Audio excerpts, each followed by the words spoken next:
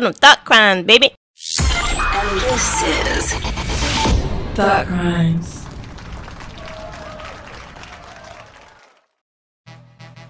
Welcome to Thought Crimez, everyone. This is your girl, Sincere. Well, your man, Prince Solomon. Now, we're talking about Libya real quick because we've been talking about this for about 7 years. Prince Solomon on his channel, about 4 years on my channel, and then on Thought Crimez, I would say maybe we mentioned it a couple of times in the past 2 years. You know, we talked about the slavery and how the, Africans, black Africans in Libya, the original people of Libya have been cascaded, have been killed, and also put into slavery.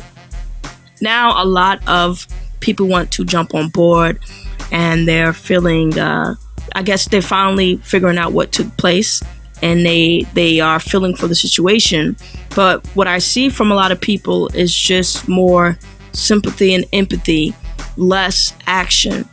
And, I know a lot of people want us to talk about it. And to be fair to them, maybe a lot of people don't know that we've talked about this before since forever, especially with the Obama administration and what Hillary Clinton did pertaining to Libya and Gaddafi. But going back to the topic, personally, we feel on this channel that unless you have something to put on the table that's new, that's different, maybe some solutions that can help instead of just talking about it, I think that would be a good thing. What about you, Prince? I think you pretty much said everything in a nutshell. I always say it. I get tired of people bringing things to my attention that I can't do anything about at the moment. And you got to remember, this is not just a feel-good empathy train that sometimes people egoically feel like stroking themselves. Oh, look what I shared. I am aware of what's taking place in Libya, even though we've talked about it. Political and geopolitical analysts have been writing books and memoirs on this for a long time. Yeah. We're talking about even with the likes of what we've seen from Chris Hedges, even going back, if we want to keep it real, even going back to William Cooper spoke about these things. And this was on the kick-up end of the Bush administration. They've always messed around in that area. The thing is, the attention is where the energy goes. So at the moment under Barack Obama, the attention wasn't on Libya until what we saw with Gaddafi. They saw the fallout, but afterwards, pretty much people went on about their day. Went back to their regularly scheduled program. Now, while that usually happens in culture, when the attention isn't where it should be, usually in that space where attention is neglected, absurdity happens. So now we're in a state where it's much more overt, it's absurd. Now they're just basically caging people publicly and selling them on auction blocks and blockchains. And so some of the people, they're looking at this is like, wow, this is really bad. So yes, we've had people inboxes, but my also side criticism is that I don't know who the person is or people, but obviously somebody, particularly a lot of black folks, somebody that is popular on YouTube must have spoken about this. As I said before, a lot of the people that are following these black folks on YouTube don't have their own opinion. It's usually given to them. We're always getting the echo chamber of it. Yeah, so when we're anti-wave. Yeah, so when somebody comes to us, like we've had a bunch of people hit us, did y'all see what's going on in Libya? And we was like, go look at our earlier videos. You can go to Sincere Ignorance, where she covered geopolitical events,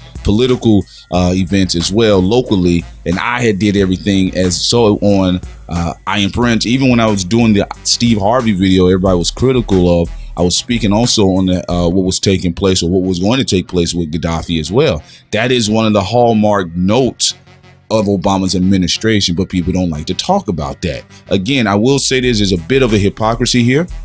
Because had that been John McCain, and if he invaded Libya the way Obama did, had that been Obama apologized though. Yeah, if that he said that's one of his biggest regrets. Yeah, he dead now. So anyway, come on, I shouldn't have cheated after you didn't got your nut off. It's just like it's over. But anyway, had that been one of the other white male traditional patriarchs in the presidency, there would have been a much bigger uproar.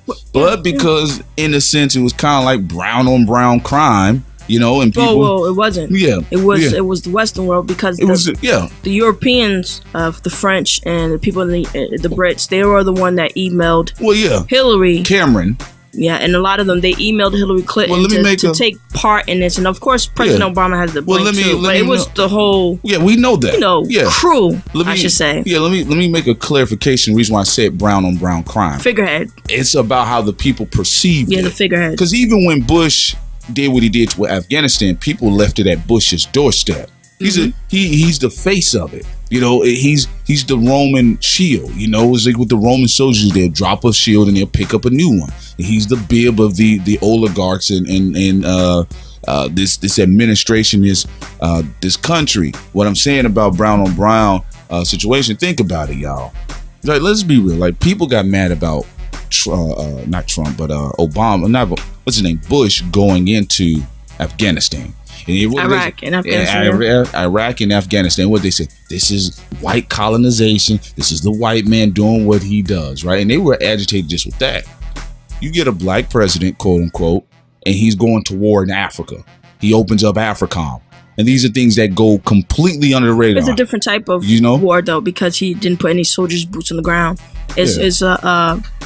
People forgetting about the new type of technology that's out right now. It's called a remote war. It's a remote war right now. And then on top of that, again, you know, people from the emails that were sent to Hillary, anyone who paid attention, if you look at the leaders in France and in Britain and stuff, they all were a part of it. And, you know, because it had to do with the currency war as well. Now, for those who keep harping and bothering us on talking about this issue that you should just do research yourself on, because we've talked about this countless of time. I hate when people jump on a wave, especially when it's too late. But we already showcased how money was put into radical groups in Libya that were anti-black but also anti-Gaddafi. Now, this money and these weapons were sent through our tax dollars. We paid for them.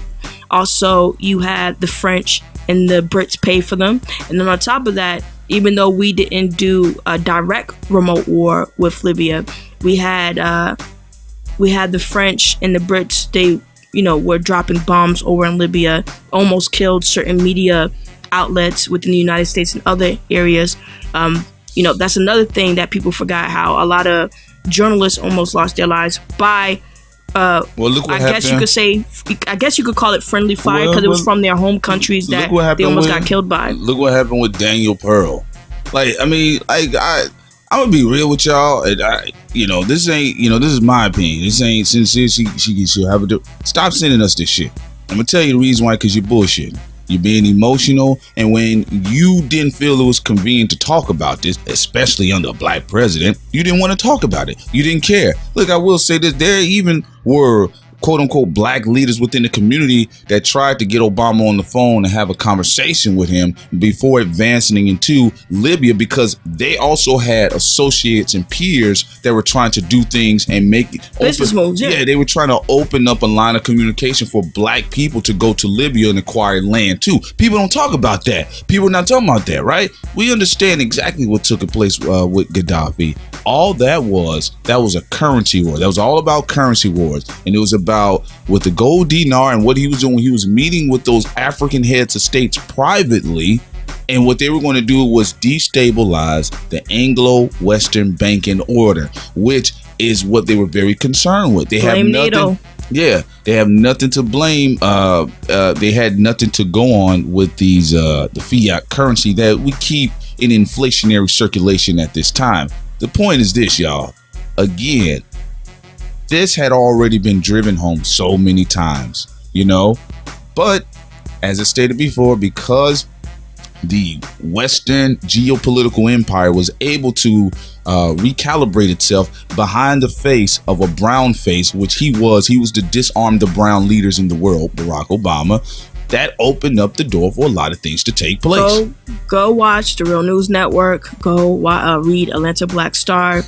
And if you want to know why slavery is taking place in Libya, you can thank Obama, you can thank Hillary, you can thank NATO, you can thank so many people in countries that you would like to visit that you feel safe in for what took place. Once Gaddafi was removed, that gave basically the green light to those radical groups that were anti-blackness to come in, those white Arabs to come in and to slaughter those black people, black families, and in particular black men. And again, that's, you know, all I have to say about it. Absolutely. And another thing about this too, y'all, the location of Libya has always had a historical tie-in with the slave trade. In fact, especially if you're talking about the Islamic slave trade, the Arab slave trade, and that include black and white Arabs, that has been going on. That has been the longest running slave trade the world has ever seen, and it's still going on to this day. You have people being kidnapped in Eritrea. You have people getting kidnapped out of Ethiopia. You have people getting kidnapped out of the eastern shoreboard of Africa.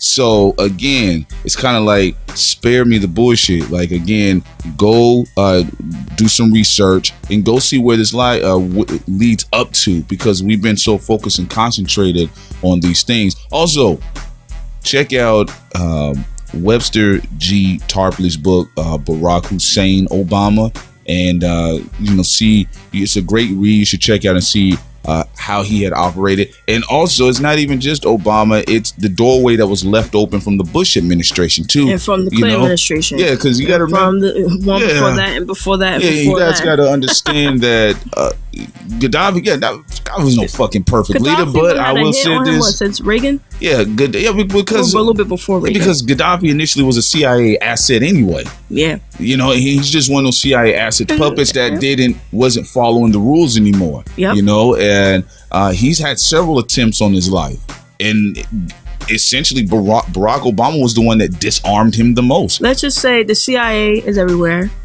of course. The NSA is everywhere. Y'all all, you know, heard about what Snowden, you know, put out there. Y'all should already be well versed on what's taking place. You have net neutrality being attacked right now as we speak. Go to your town hall meetings to fight it. Midterm elections are coming up, 2018. Make sure you vote. Stop fucking around. Yeah, so, and also, you know, those types of things. Yeah. Man, I mean, I'm just saying, y'all, just don't spares the bullshit. And it's unfortunate, but what are you really doing? In fact, start sharing us some organizations. Yeah, are you just resharing the tragedy and no solutions? So anyway, y'all, we're gonna cap it off with this note. Leave your comments below. Tell us what do you think about the situation, and again, get out there and do something. Peace.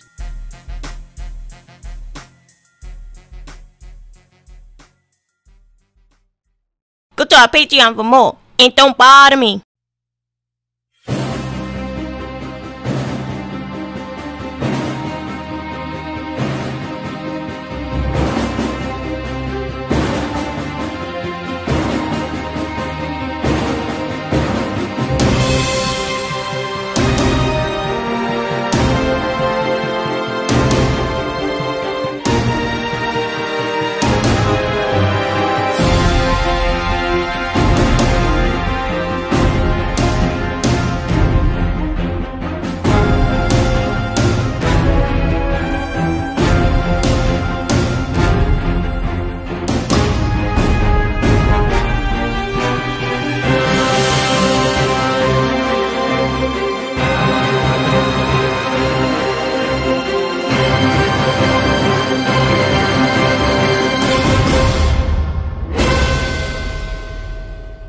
Business are you in?